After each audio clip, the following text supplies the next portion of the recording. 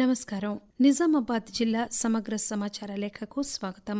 జిల్లాలో ఇటీవల కాలంలో జరిగిన అభివృద్ది కార్యక్రమాలు, ముఖ్యమైన సంఘటనలు, రాజకీయ అంశాలు మొదలైన విషయాలతో మా నిజామాబాద్ జిల్లా ప్రతినిధి లక్కాకుల శ్రీనివాస్ అందిస్తున్న నివేదికను విందాం. నిజామాబాద్ జిల్లాలో ప్రజాపాలన దినోత్సవం ఘనంగా నిర్వహించుకున్నారు. కలెక్టరేట్లో జరిగిన వేడుకలకు ముఖ్య అతిథిగా రాష్ట్ర ఖనిజాభివృద్ది సంస్థ చైర్మన్ ఈరవత్రి అనిల్ హాజరై జాతీయ జెండాను ఆవిష్కరించారు. ఈ సందర్భంగా ఆయన మాట్లాడుతూ తెలంగాణ సాయుధ పోరాట చరిత్ర మరువలేందన్నారు. మన పోరాట చరిత్ర, పూర్వీకుల త్యాగాలను గుర్తించి ప్రభుత్వం సెప్టెంబర్ 17ను అధికారికంగా ప్రజాపాలన దినోత్సవంగా జరుపుతోందని ఆయన తెలియజేశారు. జిల్లాను అన్ని రంగాల్లో అభివృద్దే లక్ష్యంగా ప్రజాప్రతినిధులు, అధికారులు పనిచేయాలని ఆబ్కారీ, పర్యాటక శాఖ జిల్లా ఇన్ఛార్జ్ మంత్రి జూపల్లి కృష్ణారావు సూచించారు. కలెక్టరేట్లో ప్రభుత్వ సలహాదారు షబీర్ అలీ, ఎమ్మెల్యేలు సుదర్శన్ రెడ్డి, భూపత్ రెడ్డి, రాకేష్ రెడ్డి, కలెక్టర్ రాజీవ్ గాంధీ హనుమంతుతో కలిసి సమీక్ష నిర్వహించారు. ప్రధానంగా వ్యవసాయం, విద్య, ఆరోగ్యంపై చర్చించారు. ప్రతి శాఖలో మార్పు కనిపించేలాగా పాలన ఉండాలన్నారు. అర్హులందరికీ 2 లక్షల రూపాయలు రుణమాఫీ చేస్తున్నామన్నారు.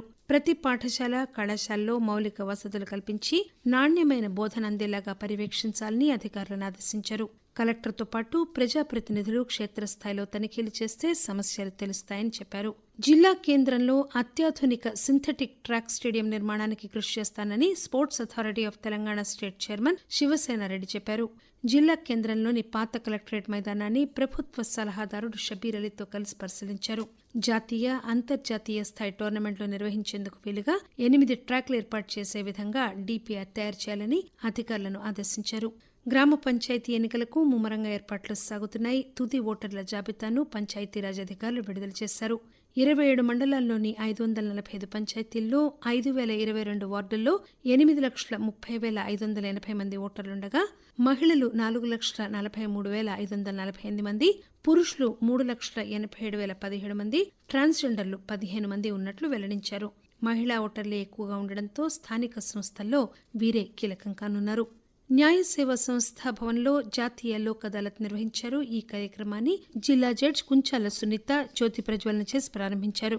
జిల్లా వ్యాప్తంగా 93 సైబర్ క్రైమ్ కేసులు పరిష్కరించినట్లు న్యాయ సేవా సంస్థ కార్యదర్శి పద్మావతి తెలియజేశారు. 13,45,000 రూపాయల నగదు బాధితులకు ఇప్పించామన్నారు. 64 మోటార్ వాహనం బీమా కేసుల్లో 4,38,00,00,000 రూపాయలు కక్షిదారుల ఖాతాల్లో వేయించామన్నారు. రైతుల సమస్యలు పరిష్కరించేందుకు జిల్లాలో విద్యుత్ అధికారులు క్షేత్రస్థాయిలో పర్యటిస్తున్నారు.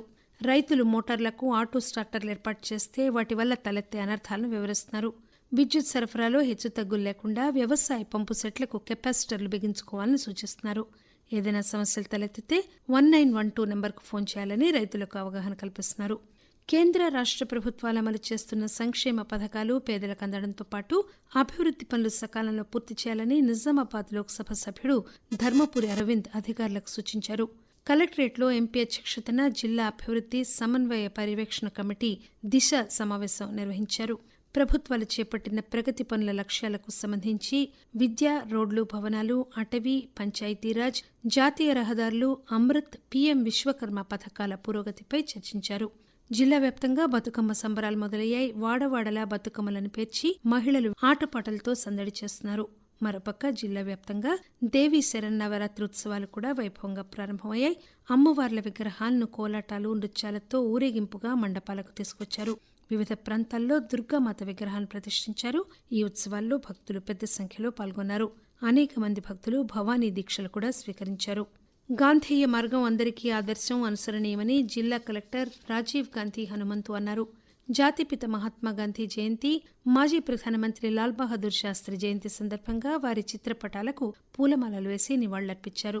ఈ సందర్భంగా కలెక్టర్ మాట్లాడుతూ జాతిపిత చూపిన బాటలో పయనిస్తూ దేశ అభ్యున్నతికి, సమాజ హితానికి పాటుపడాలని పిలుపునిచ్చారు. బతుకమ్మ, దసరా పండుగల నేపథ్యంలో ప్రయాణికుల రద్దీని దృష్టిలో పెట్టుకుని ప్రత్యేక బస్సులు ఏర్పాటు చేసినట్లు ఆర్టీసీ ఆర్ఎం జానీరెడ్డి తెలియజేశారు.